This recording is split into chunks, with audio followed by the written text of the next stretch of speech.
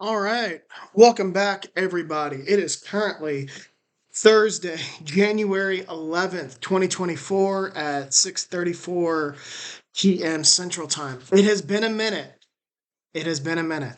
I believe I last recorded uh,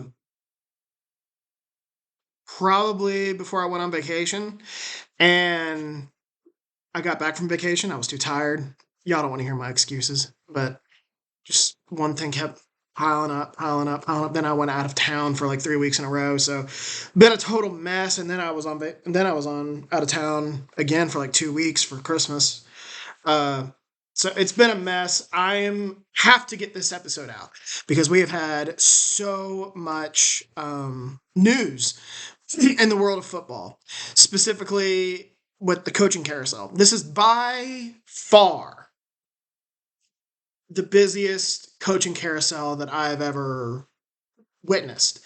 And the big news, obviously, the last 24, 48 hours, probably not even more like 30, no, not even 36 hours. It's about 28 ish hours. Is Nick Saban, Bill Belichick, and Pete Carroll are all. I mean, I have stepping away here in my notes, but they're not stepping away. Like I think Belichick's going to keep coaching. I think Pete Carroll is probably done. Nick Saban retired, so they're all you know leaving for different reasons. They're not going to be in their roles for different reasons. Like I said, Saban is retiring, and we'll start there. Nick Saban. I have always loved Nick Saban since I found out he was from West Virginia. I mean, I'm from West Virginia. He's from uh, Monongah, which is near, I believe it's Monongah, right near Fairmont, basically, which is 15 minutes south of Morgantown. I always wanted him to be the next head coach of West Virginia, and we never got that wish. Who knows? He might take the reins one day because I think Miss Terry's from West Virginia too. But I've always had a ton of respect for Nick Saban, and I never understood the people who dislike Nick Saban. If you disliked him, I think you were just a hater. Like you just don't appreciate greatness, and he went about it the right way. Like I can understand disliking Urban Meyer because Urban Meyer is kind of an ass. They went about it very differently. Urban Meyer got into coaching, I think. I mean, did he want to help young kids? Sure. But I think it was more about himself. And that became evident because how many jobs did he leave? Like, he left Utah after a very short amount of time. He left Florida after about 5 years. I mean, he was at Ohio State for the longest time because that was his reported dream job. But it seemed very self-serving for Urban Meyer. And I don't get that impression from Nick Saban at all. I think Nick Saban thoroughly enjoyed molding young men and turning them into men and giving them a purpose outside of football and obviously getting dudes to the NFL and then on top of that he was a football addict. And I always wondered when he would hang it up. He never struck me as like a Frank Beamer or Joe Paterno or Bobby Bowden where they would literally coach until it really came off the wheel. The program really came off the wheels, and you know, almost coached till they died. Bobby Bowden stepped away or was basically forced out in 2009, I believe, and he was dead within a decade. Joe Paterno, although he was forced to resign or forced to leave for different, very, very different reasons, but the program was not in a good spot when he left it. And he died within, I think, a year, but that was for different reasons. I think that happened to be a coincidence. Uh, and then who was the other guy I mentioned? Frank Beamer. Frank Beamer's still alive, but he was forced out because the program had gotten in bad shape. And Saban, I never saw that coming. Like I didn't think he would do that. I honestly did think he would step away eventually, and it has been clear the last couple of years that he didn't have his fastball. That while they won the national championship in 2020, that was a COVID year. Like, I'm not saying you don't count it, but you kind of put an asterisk by it.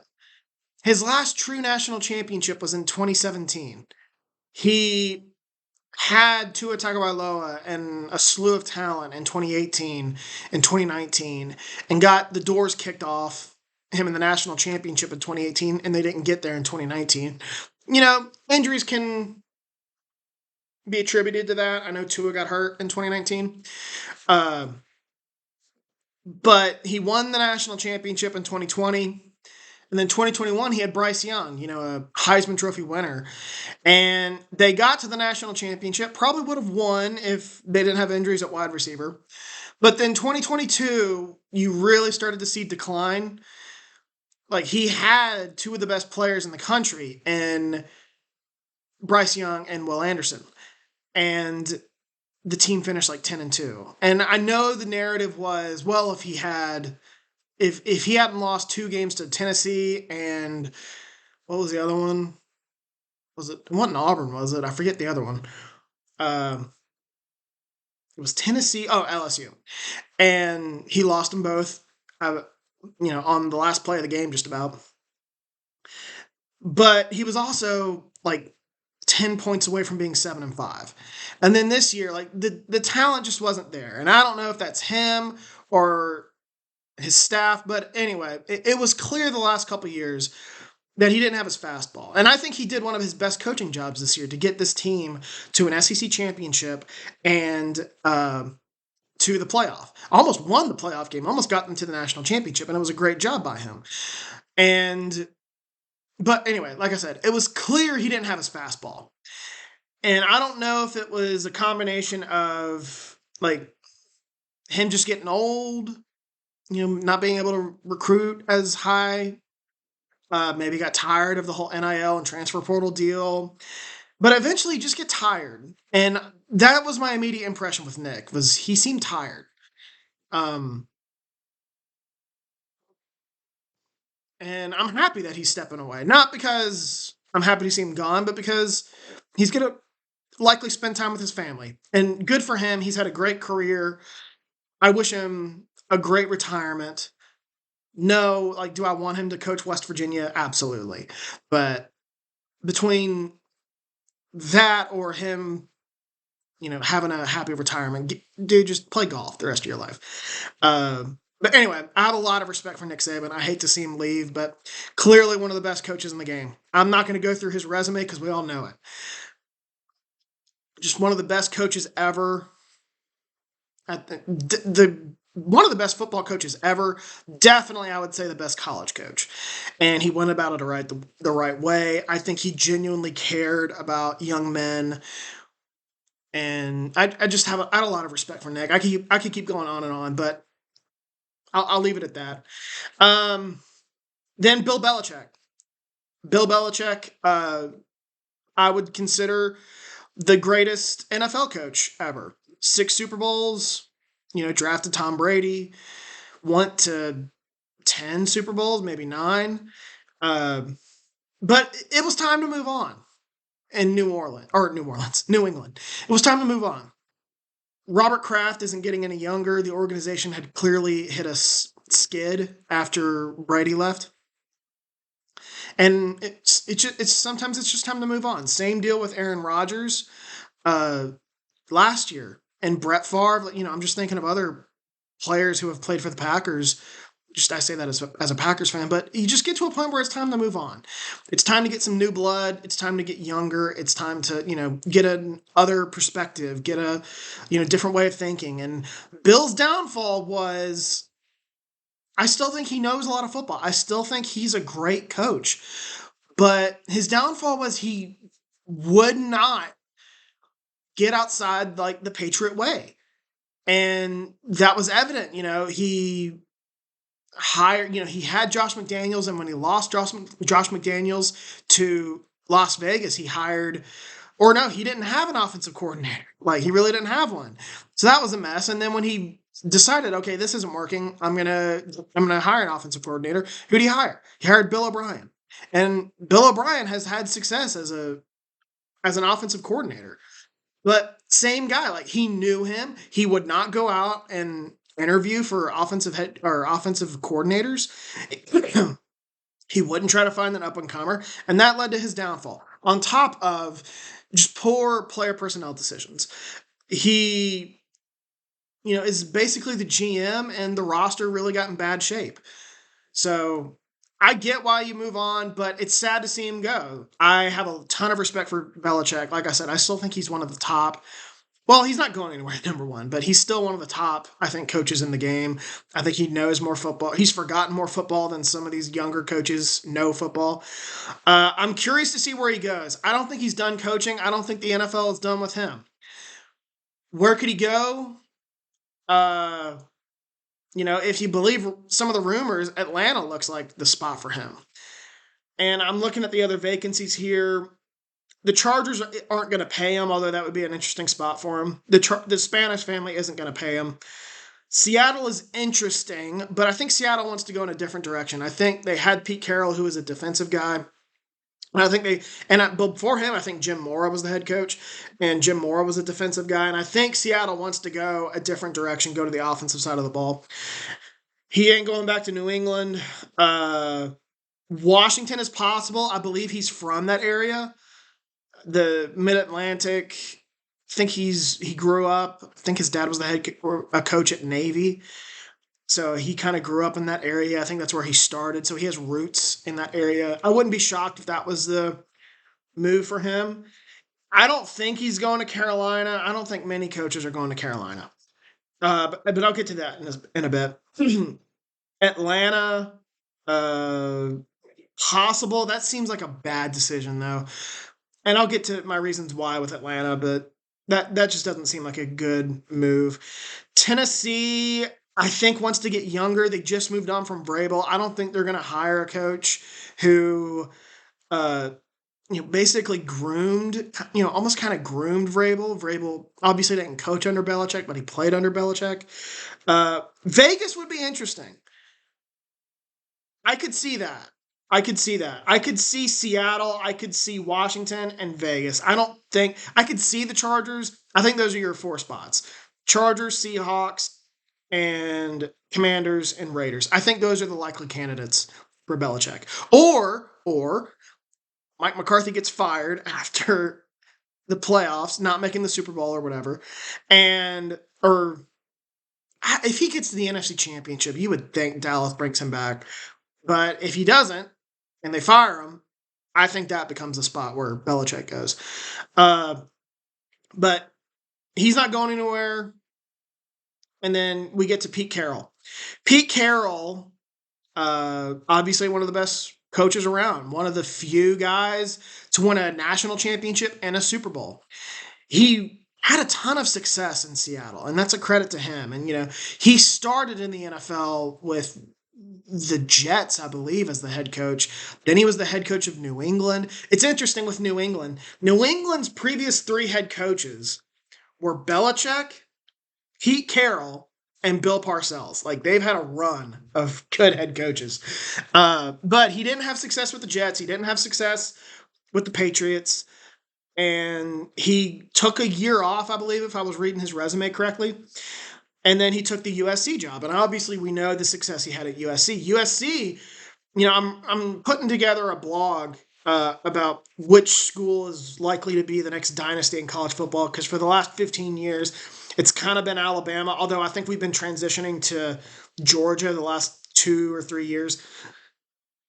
And I was just looking at the different dynasties, and I would argue the last 15 years has been Bama, although we've been seeing the transition to Georgia.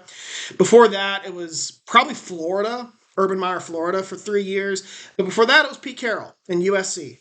And it didn't last long, but, from 2003 to 2005 or 6, USC was the top program in college football. And that was all because of Pete Carroll. He put dudes in the NFL, and then he left for the NFL in Seattle and had a great general manager and John Schneider, who is still the GM. And they cooked, man. What else to say?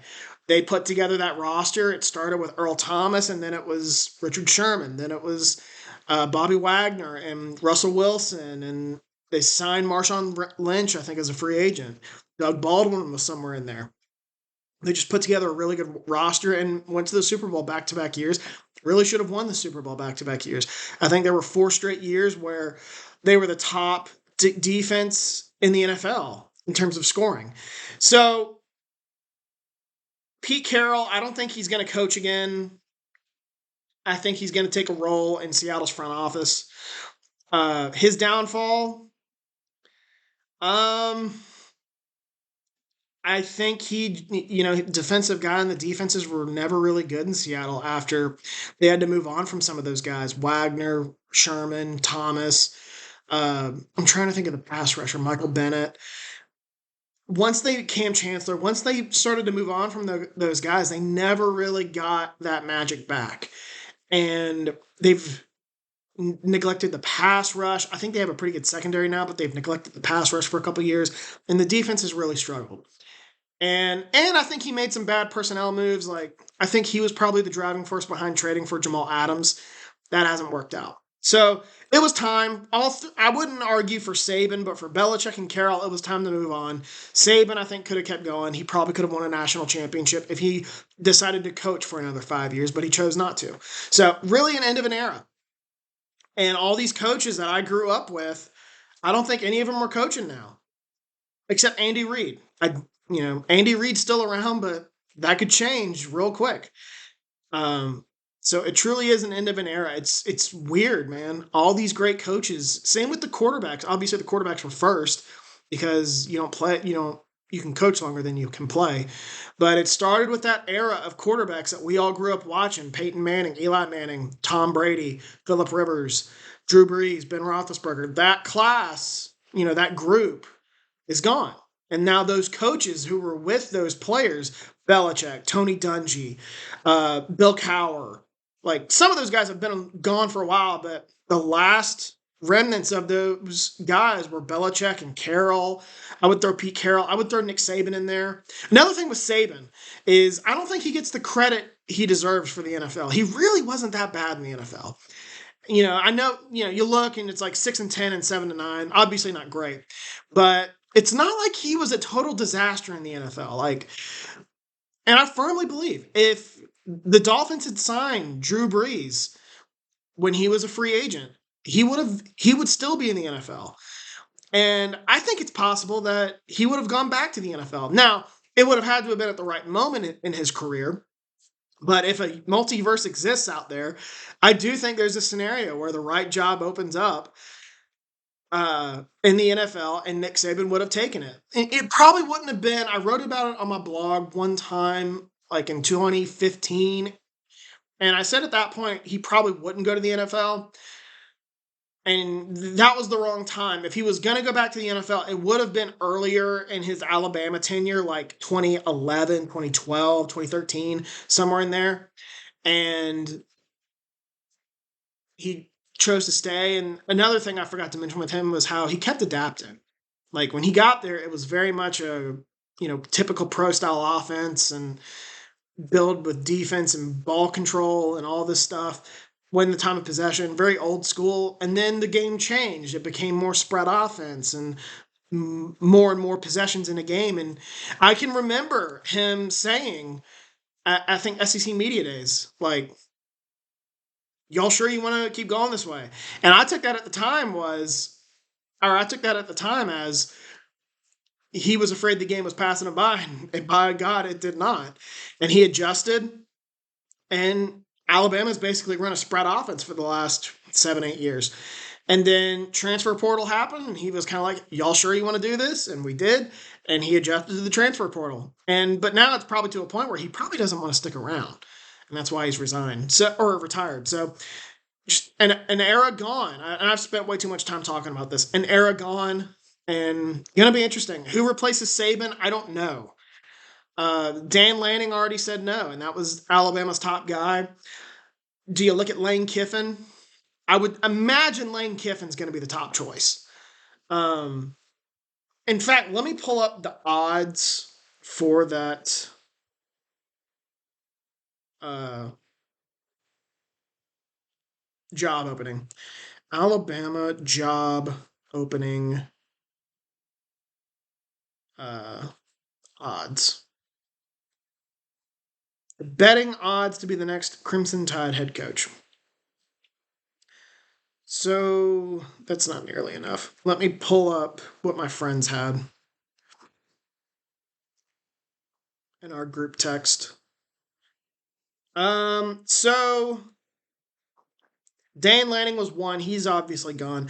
Dabo Swinney is second. I wouldn't rule that out, but I don't think Dabo is going to Alabama. Dabo is very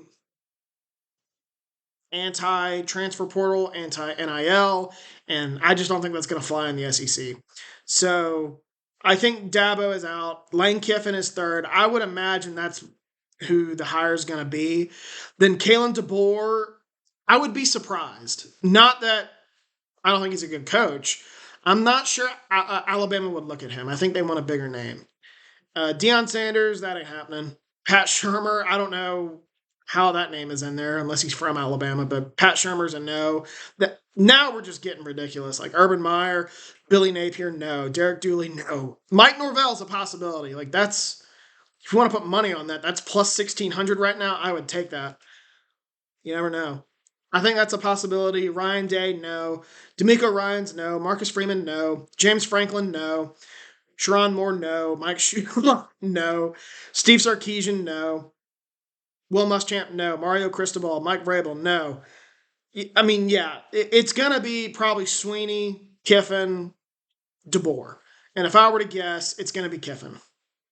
But you never know. Stranger things have happened. So let's move on to Jim Harbaugh. He just won the national championship at Michigan, and I've always been a Jim Harbaugh guy. So I'm happy for him, even though I was cheering for Washington. I'm happy that Jim Harbaugh got his moment.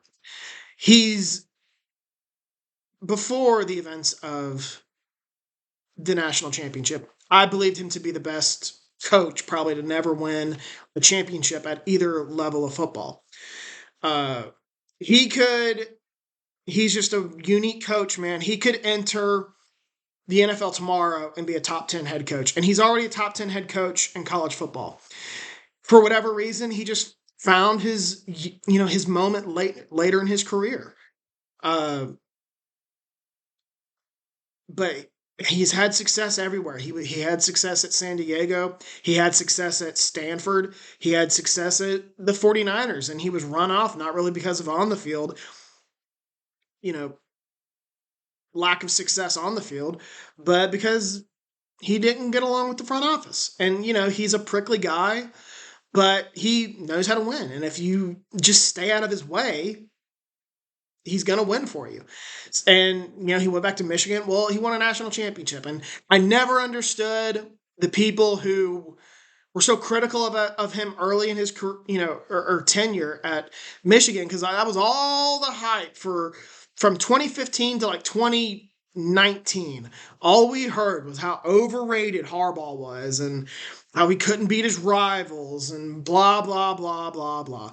And James and I both said, it's all bullshit, man. It just hasn't gone his way. He can figure this out. And guess what? He did. He finally got the monkey off his back. He beat Ohio State in 2021. Then he couldn't win a playoff game. Well, he did that. Well, we'll see if he wins the national championship. Well, he did that.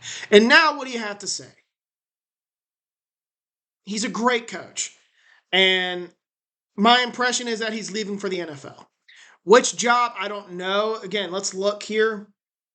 The Spanos family isn't going to pay him. Seattle is a possibility. I don't think New England. New England is a possibility, but I don't think so. Plus, it sounds like they're going to hire. My guess is New England's going with Gerard Mayo or Mike Vrabel, and I'll get to Vrabel here in a bit. New England, I say probably not. Washington, I think yes. Carolina, I don't think so. I don't think he'd go to Atlanta. Tennessee, I doubt it. Vegas, I think that's a possibility. The thing with Harbaugh is he's a very they're clearly his family and him are very close. You can tell. His parents, I believe I've heard, live in Ann Arbor.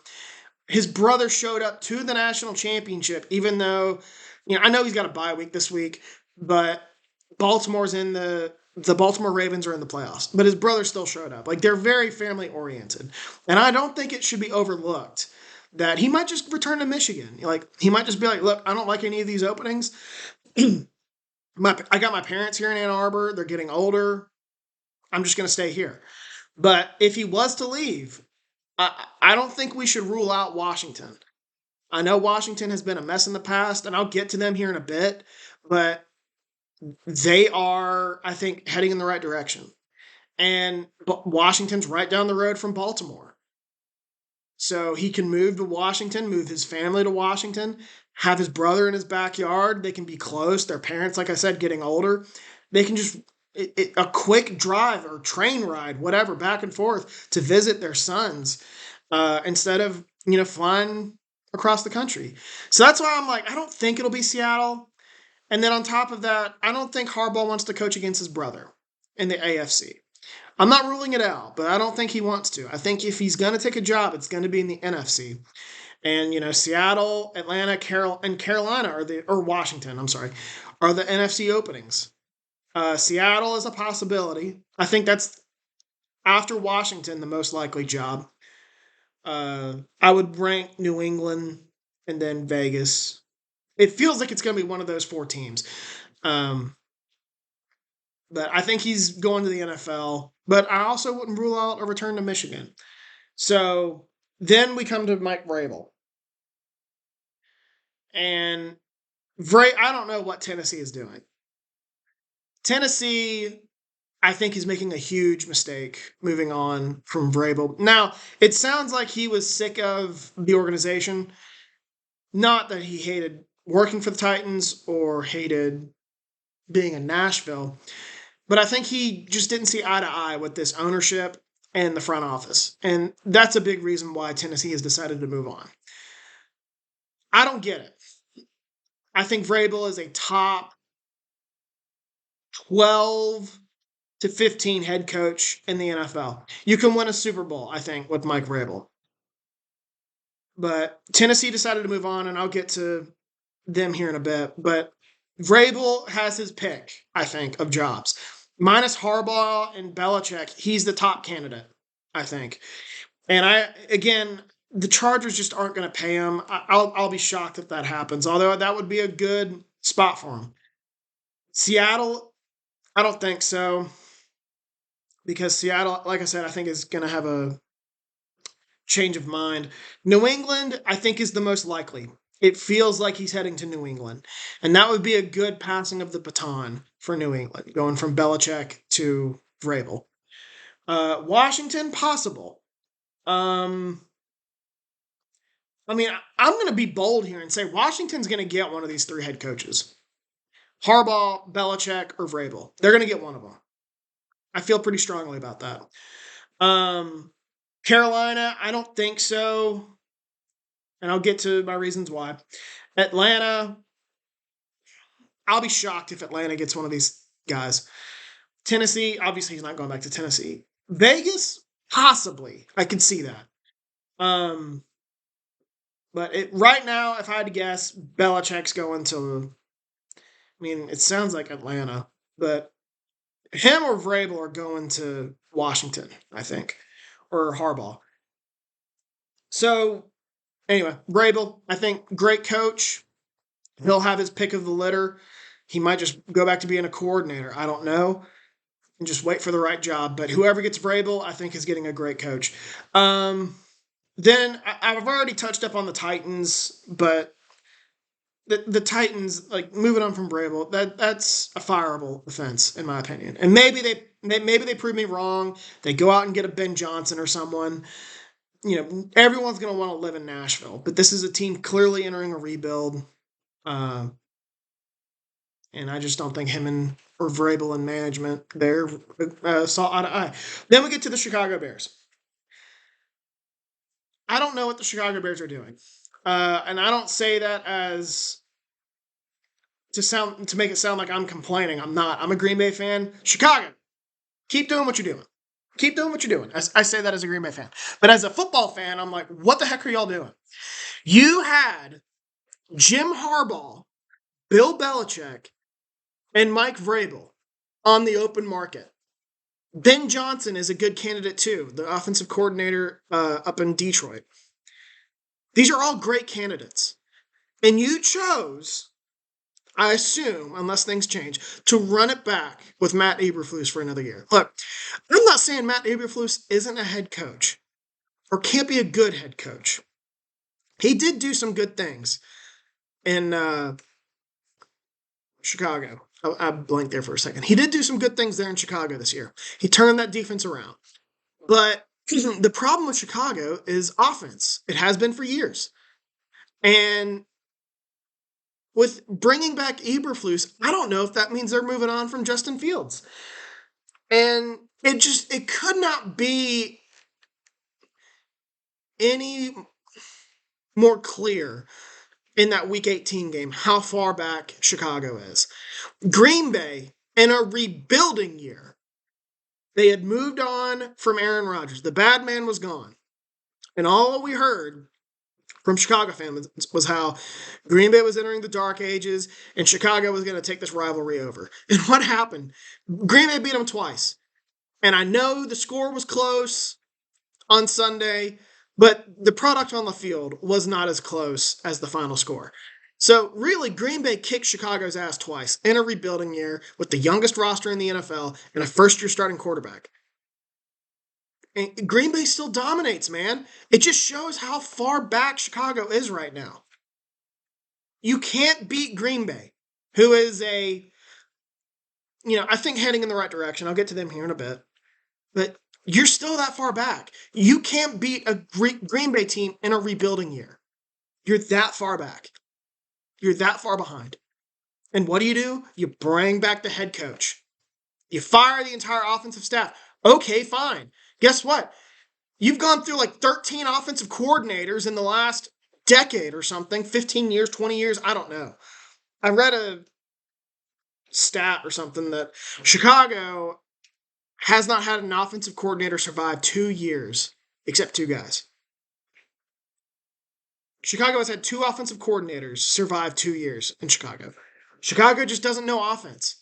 And they had an opportunity to get Jim Harbaugh, who is an offensive guy, old school offensive guy, more of a defensive guy more than anything. Acts like a defensive guy, but he is an offensive guy.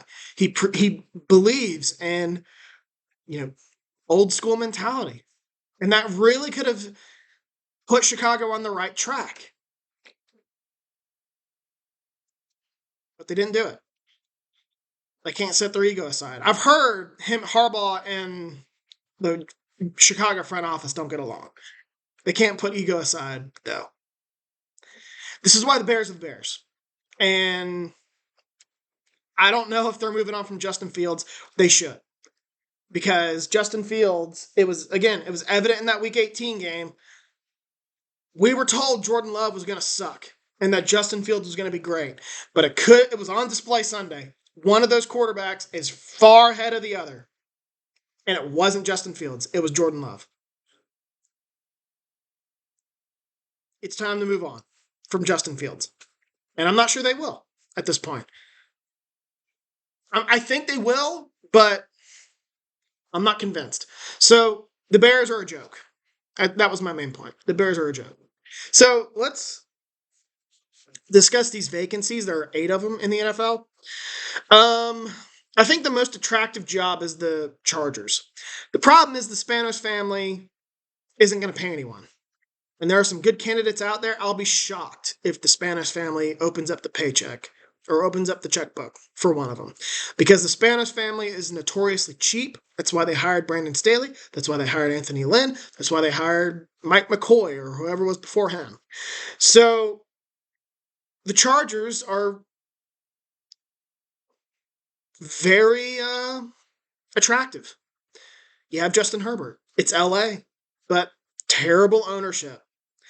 Cheap ownership. And I think they're going to have a difficult time getting this right. They're probably going to hire. They're probably not going to get Ben Johnson. It's probably going to be like a promising coordinator, but like the fifth or sixth best candidate on the market. And then I think Seattle is a very attractive job. Good ownership. Well, more good front office. John Schneider's a really good GM. They have a pretty good roster in place. They've had success recently. I think guys will line up for that job. And we'll see where it goes. I don't think they're going to get one of those top guys that I just mentioned, but I could be wrong. Um, I don't think they have bad owner. They don't have great ownership. They don't have bad ownership in Seattle. They have a great front office and a good roster with an organization that has been committed to winning and has won and been successful in the last decade or so. So number 3, I'm going to go with the New England Patriots. Still an attractive job. I know they've hit a skid in recent years, but this organization is still one of the best in football. Robert Kraft is an excellent owner, and I think he's committed to getting this right. He's approaching, I think he's in his 80s now. I think he's committed to getting this right. And New England the brand still sticks with you after 20 some years. And I think New England will be all right. I think they will be an attractive job, and you'll see candidates line up for it. Washington, and then I have Washington. Washington has a new owner who I like, and he is stripping the whole thing down, which should happen. Dan Snyder was one of the worst owners in professional sports in the last decade. And they ran him off finally. They bring in this new guy, and he is stripping the whole thing down from top to bottom. And I couldn't applaud it anymore. I think they're heading in the right direction. He just brought in the guy who put the Golden State Warriors dynasty together, who was the GM there. And I think that's going to work out. I don't think he's going to be the GM. I'm not sure what capacity he was hired to be in, but I would imagine it's like operations or not a consultant, but something like that, where he knows how championships are run, and I think he will demonstrate that. And then, yeah, they're hiring a new GM, a new head coach. Like, they are stripping the whole thing down, and I think I think they have an owner who's just committed to winning, and I'm looking forward to see what Washington does. The next team is probably Vegas. Vegas would be more attractive if Mark Davis wasn't the owner. He's not a good owner. I'm not sure how good their GM is. They've always been a mess since Al Davis left. The Raiders have always been a mess, but it's Vegas and it's the Raiders. The Raiders are a good brand. Then I would say Tennessee. Tennessee's still Nashville. I don't know what kind of front office they have. They got pretty much a brand new GM. Bad ownership, though. And they just fired Vrabel. That's not going to send a good message to candidates. But it's Nashville. It's a nice area. I think guys will deal with that. Deal with bad ownership to live there. Then I say the Atlanta Falcons. Now, the thing going for the Falcons is that Atlanta's a really nice area, similar to Tennessee. But Atlanta's always a mess. They're always a mess. I don't think their front office knows what they're doing. And I'll get more in detail into that. Kind of a mediocre owner. Aside from the Matt Ryan years, they really haven't been all that good, even though they had Mike Vick for a couple of years. They're just a mediocre organization. I'll be shocked if they get Bill Belichick to go down there. Although I also heard a rumor that Kirby Smart's in the mix there. We'll see if that turns out to be true. The worst job opening, I think, is the Carolina Panthers. And for a multitude of reasons. Number 1 is a bad owner. I believed in David Tepper when he bought the team in 2017, 18, somewhere in there. I thought he was committed to winning. I thought he was doing the right things, and it has backfired. He's gone through 2 head coaches now in 2 years, really, but more like 5. I think he's already gone through 2 GMs, and that's not even counting, I think, the GM and head coach that were there when he got to Carolina. I could be wrong about that though, but he's definitely gone through two GMs and at least three head coaches since he got to Carolina. If you count Rivera and the GM who was there under when Rivera was there. He's just a bad owner. You saw the video after the Jacksonville game of him throwing a drink at a Jacksonville fan on the road. So he's an abysmal owner. Like he has now taken the title of worst owner in the NFL. And I don't think many people are going to want to work for him. Then on top of that, you got Bryce Young. Bryce Young's not good. And I know that the roster didn't really help him, but he's not good. I'll go into more detail later. And then what else did I have? It's just a bad roster. It's a bad setup. I think Carolina's going to have a hard time filling this role or filling these openings. So that's how I rank the jobs on the market. So let's go to, I wanted to do this instead of recapping week 18. I wanted to do winners and losers of the 2023 season. And I want to start with the winners because winners come first. And I think there are two. You could say 1A, 1B. And it's the Green Bay Packers and the Houston Texans, I think, are the biggest winners of the season. For Green Bay, you're proven right. You've proven you know what you're doing, which I always believed in as a fan. But the rest of the NFL, at least the fan bases, all thought Green Bay didn't know what it was doing.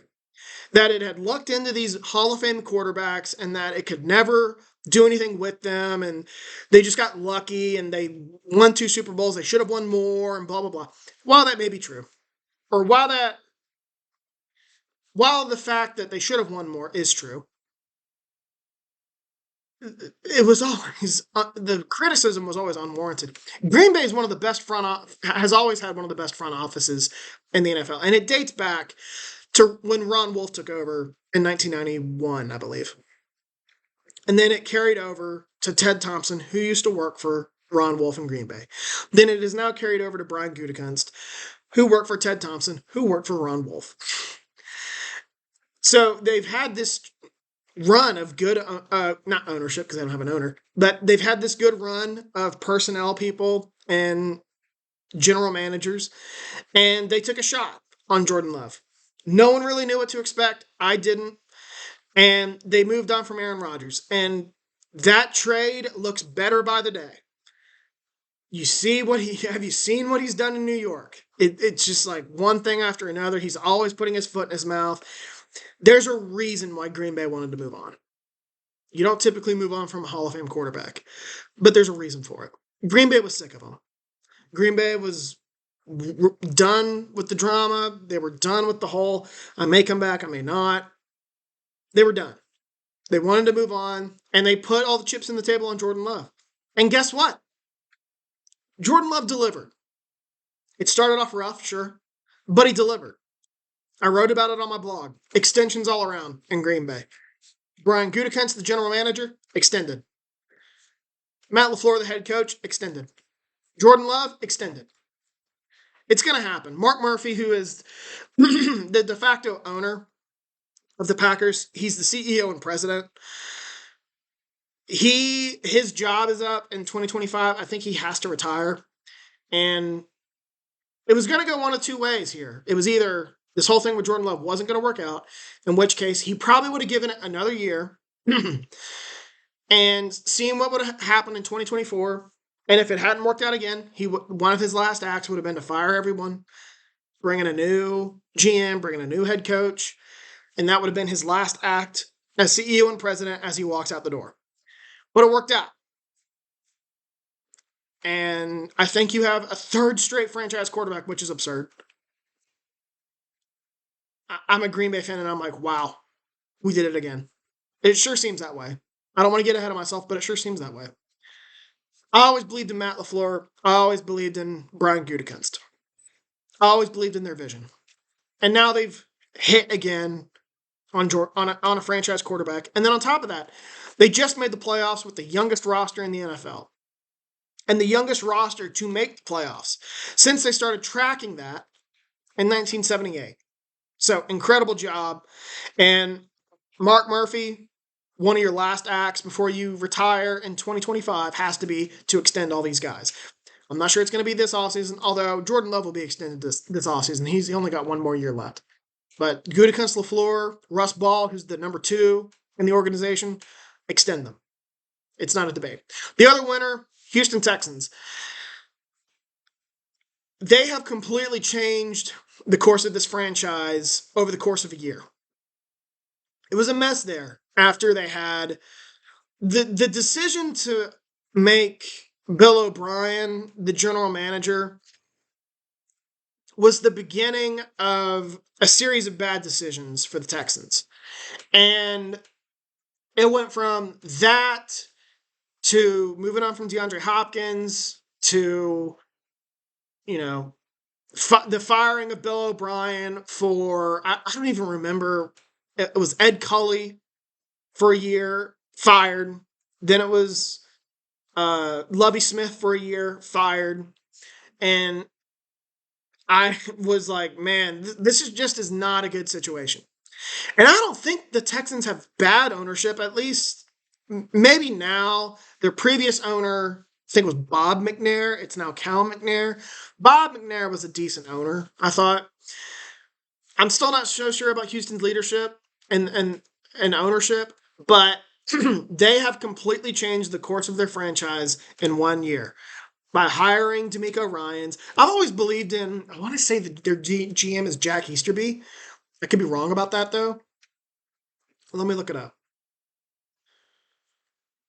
2023 Houston Texans. Shit.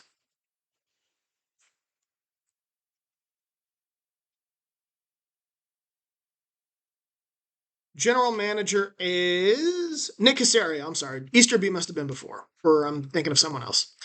But I always thought Caserio was pretty good. He's drafted pretty well. Just made wrong hires. And I think that's because of the whole Deshaun Watson thing. I forgot to throw that in there of all the things that have gone wrong for Houston in recent years. And they moved on from Deshaun Watson, and that whole thing was a mess. And it was a couple years of just an absolute mess. And then they finally got it right with Caserio, who brought in D'Amico Ryans. And D'Amico Ryans looks like the Coach of the Year candidate, like the winner of the Coach of the Year. And then they drafted C.J. Stroud. C.J. Stroud is the best rookie quarterback I've seen since Andrew Luck. It's not even close. So, like Green Bay, extensions all around. Like, they're not going to do it right now, but D'Amico Ryans keeps doing this, extension. CJ Stroud keeps playing like this, extension. They got a very bright future now.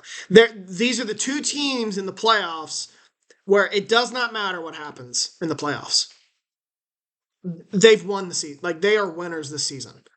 Green Bay can go into Dallas this weekend and lose by 50. It's still a winning, it's still a good season, and they're winners because they're set up for the next decade. Same with Houston. Houston could lose by 50 to Cleveland. They're still set up for the next decade. They're winners. So those are the two winners, I think 1A and 1B of the 2023 season. The next team I have is the Los Angeles Rams. This was McVay's best coaching job. This was not a very good roster. You had an aging Matt Stafford. You had an injured Cooper Kupp. Aaron Donald is getting up there in age too, although he's still playing at a high level. And they not only made the playoffs, they finished with 10 wins. And just incredible job. McVay deserves consideration for Coach of the Year. All three of these guys, Matt LaFleur, CJ Stroud, D'Amico Ryans, and Sean McVay will all be in the running for Coach of the Year. And the Rams aren't going anywhere. Like, they have draft capital. They're rebuilding. I think McVay is committed to this rebuild for now. We'll see if that stays that way once Matthew Stafford retires, which I think is sooner than people think. So the Rams are a winner. The Detroit Lions. Like, we didn't already believe it, but this kind of was officially official. They're not the same old Lions. I really like their front office. We'll see with the ownership, but I really like their front office. Dan Campbell is a more than competent head coach. Is he a top 10 head coach? I doubt it. But he's competent. He knows what he's doing. I do have reservations on if this team can maintain this success once Ben Johnson gets hired to be a head coach, which is going to happen. Either this year or next year, he's going to be a head coach. Can Dan Campbell keep putting a good staff together? Because he's not a play caller. Like that, this is something that John Middlecoff talks about all the time. If you're a head coach, like, do you have a like if you're a defensive minded head coach, do you have a good defense? If you don't, are you calling plays? If not, why aren't you? If you're an offensive minded head coach, do you have a good offense? If not, are you calling plays? If not, why aren't you? If you are, you must not be very good at your job. And vice versa with defensive coordinators or defensive minded head coaches. Dan Campbell's more of a CEO. Not that I mind that approach. John Harbaugh and Mike Tomlin are both great CEO head coaches. But Dan Campbell, like, I'm curious to see if he can keep this up once he loses Ben Johnson. And the clock is now kind of ticking with Detroit. Like, you're not going to sneak up on anyone anymore. Green Bay's clearly not going anywhere. Like, you're gonna have to probably do something. It doesn't have to be this offseason, but like you're gonna have to invest in the quarterback position. I don't think Jared Goff is the answer. But this isn't to rain on Detroit's parade.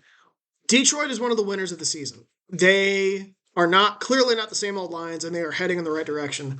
And Lions fans should be excited. And then number 5, Indianapolis Colts. Didn't go great. You don't really know what you have in Anthony Richardson, although he looked pretty good in the first couple weeks. But Shane Steichen looks like a really good head coach. He took this team to a 9-8 record, almost a playoff berth, finished 9-8, with Gardner Minshew as the quarterback. You know, Minshew's kind of a weird quarterback. Like, he's almost too good to be a backup, but not good enough to be a starter. And I think that's a lot of credit goes to Shane Steichen.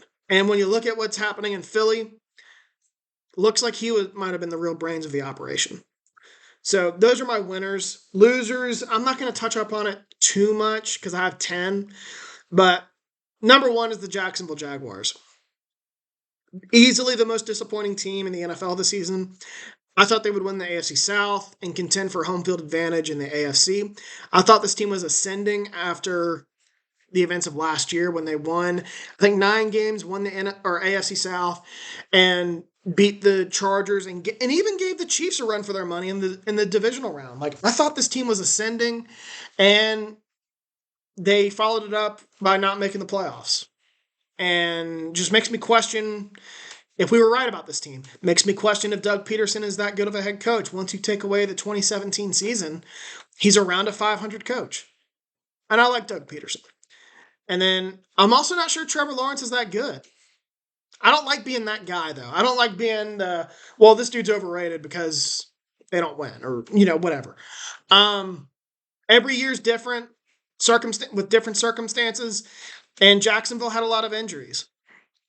And I don't think that should be overlooked, especially with Lawrence. Lawrence had a couple injuries this season. That shouldn't be overlooked. I'm not selling my stock on the Jaguars just yet, but they are still the most disappointing team in the NFL this season. Number 2 is the New York Jets. I know that Rodgers got hurt, but that Rodgers trade looks more and more like a disaster. And you've missed a year now of him. So he doesn't have that much longer. You've missed a year, and you're likely bringing everyone back. I don't blame you, but this has a chance to be a disaster next year. And I thought that before this season. I was like, I could see the Jets being anywhere from a Super Bowl contender to a dumpster fire. And I lean more toward dumpster fire now. I think next year looks really bad. Nathaniel Hackett's not a great offensive coordinator. Maybe they hired Luke Getsy who was just fired. He was Chicago's offensive coordinator, so he can be with Rodgers. The Allen Lazard contract looks terrible. Their defense wasn't even that good. I didn't think so. I know that, offense was really bad. But Jets, man, it ain't looking good. And I would be worried about this team heading in the next year. Number 3 is the Carolina Panthers. David Tepper's an idiot. He's a bad owner. He's, like I just said, he's gone through so many head coaches and GMs already, and I just don't think anyone's going to want to work with this guy.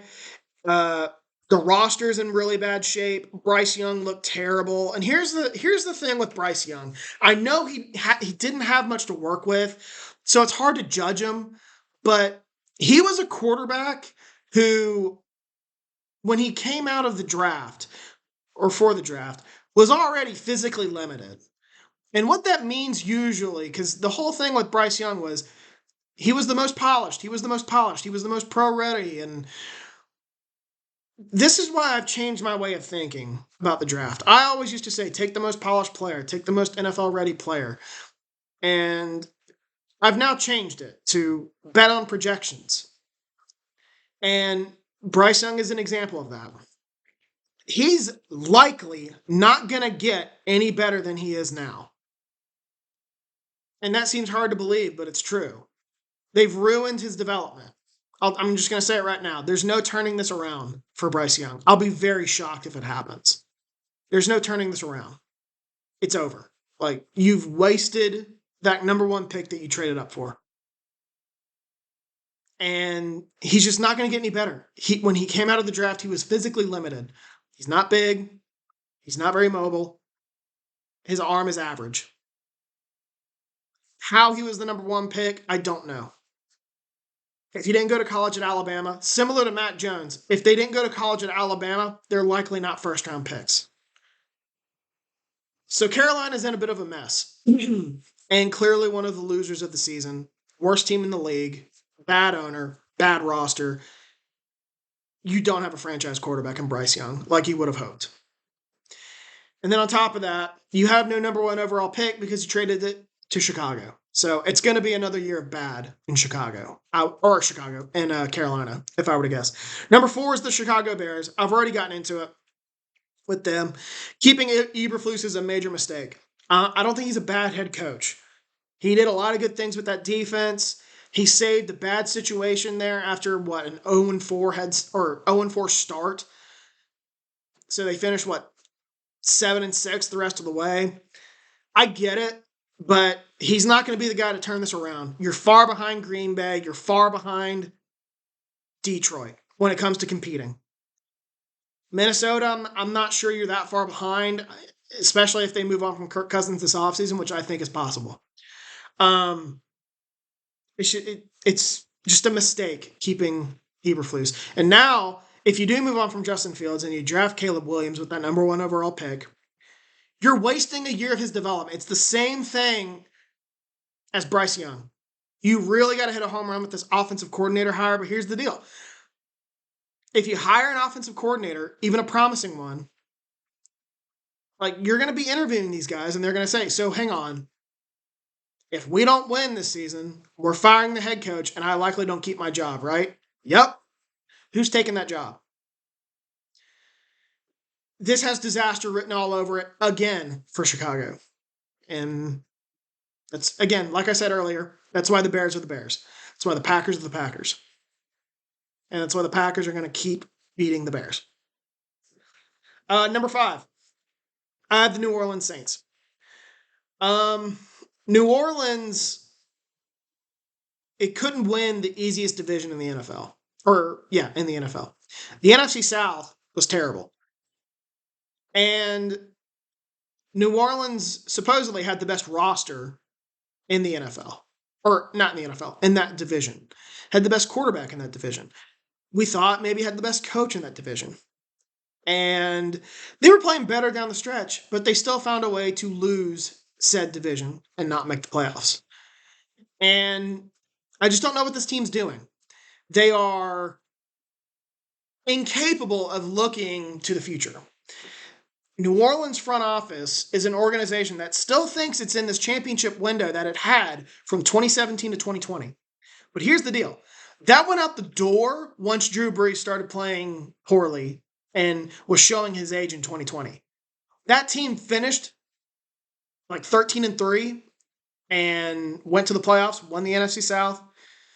But we all knew that team wasn't winning a Super Bowl. Not with the way Drew Brees was playing. He retires, and New Orleans still thinks it's in that window, and it's not. But New Orleans front office is, so therefore it thinks it's still in this Super Bowl window, so it doesn't look past the current year. They keep drafting for need. And I'm like, doofuses, you need to just strip the whole thing down. Quit kicking the salary cap can down the road, which, by the way, they're $80-some million over the cap again. And they're going to keep restructuring contracts. They're going to keep doing what they need to do to keep this roster together. And I'm like, what are you preserving? What are you preserving? You're not good. Why do you keep running it back with this team? Dennis Allen's not a terrible head coach, but he's not a good head coach. That's the other thing. You moved on from Sean Payton. Your Super Bowl window went out the door when you moved on from Sean Payton, and Drew Brees left, or Drew Brees retired. This organization still thinks that it's in a Super Bowl window, and it's not. I don't know what this team's doing. I don't know the vision of this team. And therefore, it's a loser season. Tennessee Titans, I've already gotten into it. Firing Vrabel, huge mistake. You're entering a rebuild, and it's probably a necessary rebuild, but I don't know how you move on from Vrabel and let it get to this point to where you have to move on from him. Atlanta. Atlanta is similar to New Orleans. It thinks it's in a Super Bowl window. It thinks it has a championship level roster, and it does not. It has wasted top 10 picks each of the last 3 years on offensive skill position players. Kyle Pitts in 2021, you picked a tight end and the top 5. No one should do that when you're in a rebuild. They took Drake London at pick number 8 in 2022. You should not do that when you're in a rebuild. Then they drafted a running back in 2023. Now, what I will say with that is the 2023 draft was not very good. And all my years looking at the draft, 2023 was toward the bottom of the draft classes that I've seen. It was not very good. And I get Atlanta's thinking behind it. They wanted to take the best player in that draft, which was available at number 8, in Bijan Robinson. I get that logic. So you draft him. Then you proceed to not give him the ball for most of the year. Now, you could blame that on Arthur Smith if you want. Sure.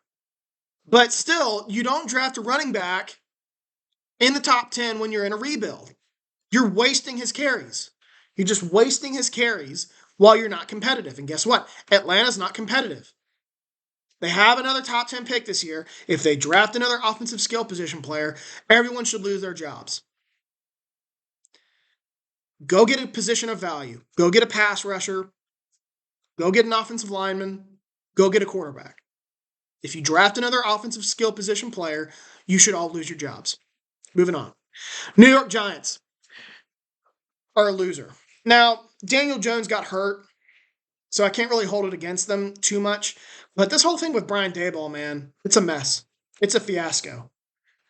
He's getting in fights with assistant coaches. Wink Martindale resigned. He was not fired. He parted ways. He resigned. He did not want to be there anymore. That is not insignificant. And it really makes me wonder if there's a mess going on internally with the Giants. I think Brian Daboll's a pretty good coach. But if the reports are true that he's going around motherfucking all of his assistants, that's a major problem. You can't do that when your offense can't score 20 points with Daniel Jones. And now you didn't have him this year, and you're still motherfucking your guys. Wink Martindale's one of the top defensive minds in the game. He's not going to be a head coach, but you just ran him off. I don't get it. I could end up being wrong, but I don't get it. Denver Broncos. Russell Wilson has been a disaster. And benching him means probably he's not in their long-term future. They're probably going to move on from him this offseason. I don't know what that entails. Like, are they trading him? Are they releasing him? Either way, they're on the hook for a lot of money, but it sure doesn't sound like Sean Payton wants him around anymore. I get it. He's a weird guy. He's got a contract of a quarterback who ranks in the top 10, and he's not a top 10 quarterback. So I get it. What do they do, though? I don't know. You're not really in a position in the draft to draft one of the top quarterbacks. You're probably going to have to trade up for one. I'm not sure anyone's going to be on the market except Kirk Cousins. And do you really want an aging quarterback coming off an Achilles injury? Denver, kind of a mess. I'm still not convinced the GM's job is safe, although I feel like we would have had news about that by now, and I'm a little surprised. But it's probably one more year, and we'll see. And then lastly, I have the Miami Dolphins in here. Like I could put other playoff teams in here like Philly, but Philly, I think it was just a down year. I'm not panicking yet, but Miami, they made the playoffs, but how do you feel good about the organization after this year? You were leading the division by a significant margin. Like Buffalo was 6-6, and you let them win the division. I think they were 6-6.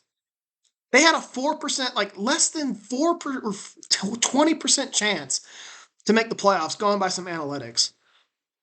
But it took so much for the Bills to make the playoffs. And you not only let them in, you let them win the division. Like, I just think this is what we're going to get from Miami, and I just don't know how you feel good about this team, this roster, the front office, whatever. This ain't it. Tua ain't it. This is like the fourth year in a row that he has declined once the weather gets cold.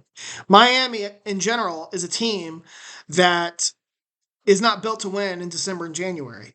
That's why when they were scoring all these points in September and October, I said, let me know when it's November and December and January, and then let me know. And guess what? They weren't scoring any points.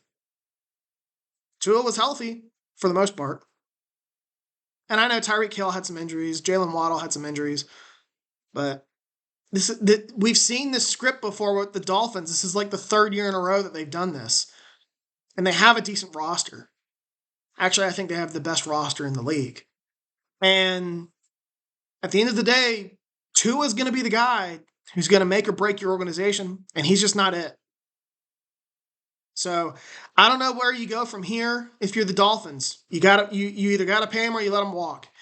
And if you let him walk, there's no guarantee you're going to get another good quarterback. I don't see another one coming off the market anytime soon.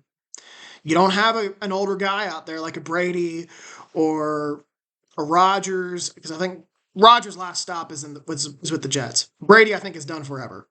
There's not one of those guys out there. And you're kind of stuck with Tua. And if you're stuck with Tua, like this is your ceiling. 11 wins. And you got like the 8th best quarterback in the AFC. Maybe a little higher, but you got like the 6th or 7th or 8th best quarterback in the AFC, not even in the entire league. So those are my losers. Let's move on to the wild card picks because I got to get going. I got to make some dinner.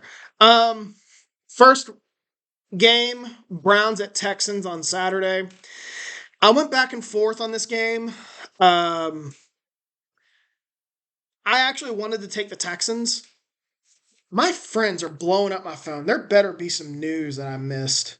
Although I doubt it because I would have gotten an alert later.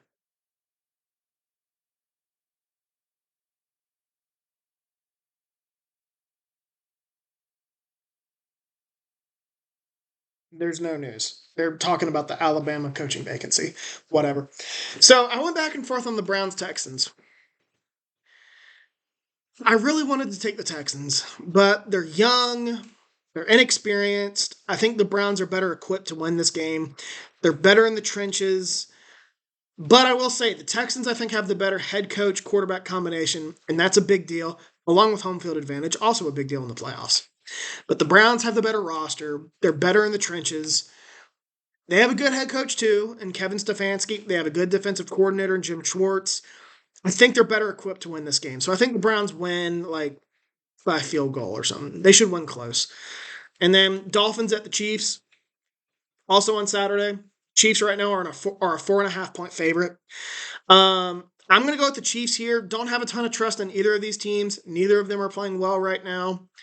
Got a little bit more trust in the Chiefs, obviously. I trust Mahomes. I trust Andy Reid.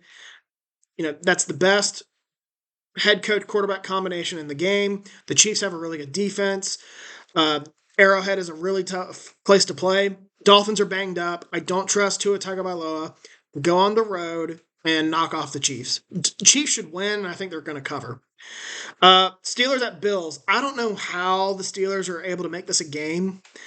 Uh, they're playing better offensively, but the Bills' defense has been really good at home. I think I put on my blog that they've allowed like 14 points per game and like less than 5 yards per play. Kind of a big deal.